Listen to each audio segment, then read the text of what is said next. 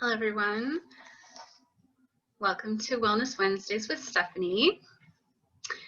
My name is Stephanie Bucklin and I'm a holistic lifestyle coach. I've been working in this field for the last 8 years and I created this channel to help support anyone who's interested in self-healing, because I call myself the self-healing specialist. And today's episode of Wellness Wednesdays is about time management and stress-reducing practices. I'm also going to check in on my weight loss journey. About a month ago, I started this channel, and I mentioned that I started a plant-based weight loss journey, and I started a plant-based weight loss challenge on Facebook, and that's been going great. My weight loss has been going very slowly but surely. I've lost about 7 inches. Can't tell you how many pounds I've lost because unfortunately I don't own a scale, but I don't really care about the pounds. It's really more about how I feel in my body and how I feel in my clothes. So I'm happy with the 7 inches and happy that my clothes are fitting better. Slowly but surely, and that plant-based diet is really helping. I've been really consistent with walking. I do it every day, usually about 5 times a day because I have a dog, but also I've increased the amount of time that I'm out there. So enduring that hot Arizona sun, I know it can be brutal, but also being in the sun for about 20 minutes a day is really good for your body. That's how your body modulates vitamin D into your bloodstream. So it's really important that you get at least a little bit of sun every day. So that's my sun in the morning, and those progressively longer walks are really helping. The plant-based lifestyle with my really busy life, I've found that planning meals makes a big difference. Time management makes a big difference. I have a calendar that I keep, which I'll share a little bit later, and I do pre-chopped veggies. I found this great YouTube channel about chopping your carrots, your celery, and storing it in water. And I found that that actually keeps the vegetables a lot fresher. Like, I had never had a fresher carrot until I tried that. So I was super excited to find that little trick and happy to share it with you. I'm not sure if all vegetables will be good if you store them in water, so I'll have more information and I'll share that YouTube that I found so helpful up. I'll link it up here so you see that. Also, hopefully I'll find it and put it in the comments below. So when I originally started my weight loss journey was actually a long time ago, more than 10 years ago. I found plant-based nutrition, and I've told this story God, probably 1,000 times, but basically when I found plant-based nutrition, I had realized that I was following in the footsteps of my father, who had metabolic syndrome, heart disease, type 2 diabetes, and I was seriously concerned that I did not want to follow in those footsteps. I wanted to make sure that I was eating well, getting exercise, doing basically everything in my power to be a healthy person.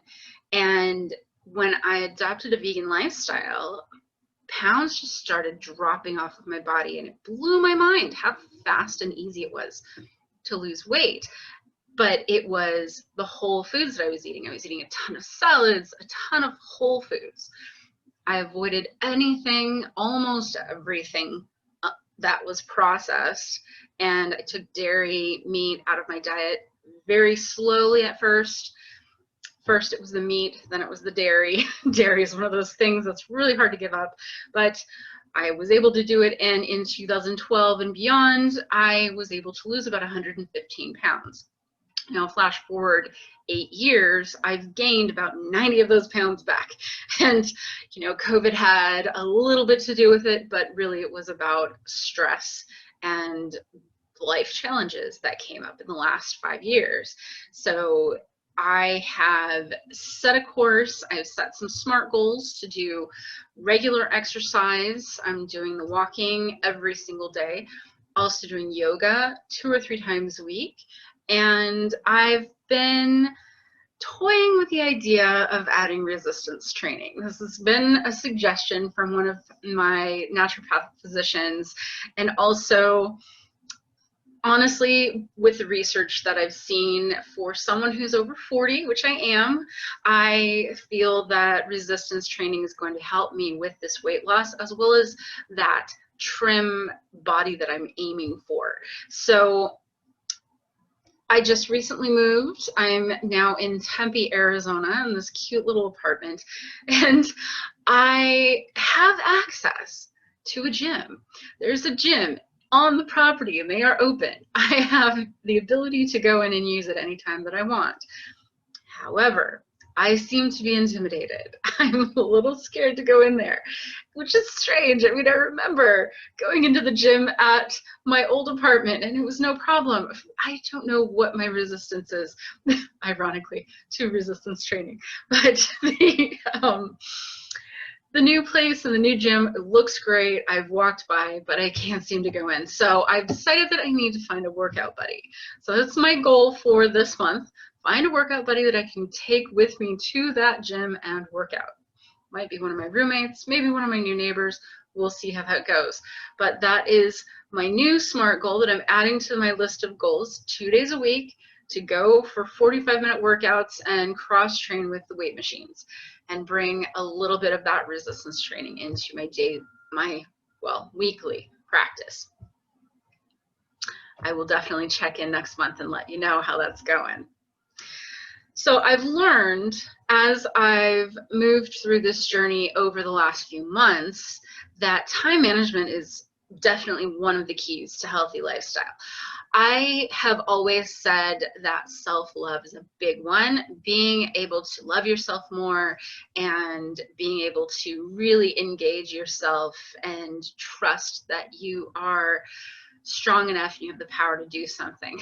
Let me just reflect that back to my resistance training. Time management, though, is something that I know is a big challenge for a lot of us. It seems like with this COVID challenge, time has been escaping us. Like the days are just melding together and things are a little bit stranger and a little bit weirder as time goes on. But what I've known for a long time, setting SMART goals is a really great way to give yourself a reason. You always have to know your why. What is your why for making change in your life and adopting a healthy lifestyle? What is that why? Finding that why and then setting goals that are in alignment with your reason are a big way to make drastic change. Now, you may not want to make drastic change. Maybe you want to just do like a 10-pound weight loss, or maybe you just want to transition to plant strong diet, whatever it is. If you set a SMART goal, the way that SMART goals work, SMART goals are, of course, I can't remember at the very moment, specific, measurable, attainable, relatable, or relevant, and time-bound. So SMART, specific, absolutely specific to your why, specific to what it is that you want to accomplish. Measurable, can you measure whether or not you're accomplishing that goal within a day, a week, a month? Attainable, you are aiming for something that you can actually reach for. Try not to set goals that are so high that you can't reach them. The idea is to set smaller goals and accomplish those, and then let those goals get bigger and bigger and bigger until you do accomplish. Maybe you want to change the world. Awesome, that's great. However, you're not going to do it overnight. So by all means, set those little baby step goals and be mindful about it. Mindfulness is about staying present to what matters. It's about minding your boundaries. It's about recognizing that technology and people can pull us away from our focus. And so those boundaries and your mindfulness practice can actually help to keep you in that rhythm of making those changes. Keeping a planner is something that I definitely advocate. I have a paper calendar that keeps track of all of the things that I need to do. Full-time student, own a business, work part-time, drive for Lyft, all these amazing things that I do. And it's hard to keep up. So I keep that paper calendar to keep everything straight. I also do a today's plan. Now this is something that I've adapted for my own use. It's got a little show and tell here. It's got 6 a.m. to 10 p.m. hour by hour, and actually it's split by the top of the hour and 30 minutes, so I can do as much as I can within that hour. A today's goals section, a to-do list, a little notes section in case there's other things that I know that I need to accomplish, but maybe I can put them off till tomorrow, or maybe I could do it later in the day. And then I've even got a meal plan on here. Now for me, it helps for me to plan my meals ahead of time so that I know what it is I need to prepare. That's something that a lot of new plant-based practitioners have a big challenge with, is accomplishing the preparation part of making a plant-based meal. It takes a little time and effort to do that. Finally, I wanted to share some stress reduction practices. And so I've learned not just about stress and how it relates to weight loss, but I've also learned about stress and how it relates to our overall well-being. If you're holding on to too much stress, you're holding tension in your body, you may not be sleeping as well. There are so many repercussions to holding too much stress. And so having some good stress management techniques can be a really valuable skill that you add into your toolbox. My go-to stress management technique is deep breathing. I will take 1 or 2 minutes and just take a deep breath, breathe all the way down to my belly button, and let go. And it really does make a huge difference in my ability to stay mindful, my ability to stay focused on what I'm doing, and my ability to keep that stress at bay. Deep breathing is a great technique for preparing for an exam if you're a student, getting ready to go live on Facebook, or making these YouTube videos, or even joining a Zoom meeting. So many of us are sitting at home and dealing with our day-to-day lives, and then we have to log in and be professional for these Zoom meetings. And so taking a deep breath before you log in is a great way to be completely present and participating in that Zoom meeting.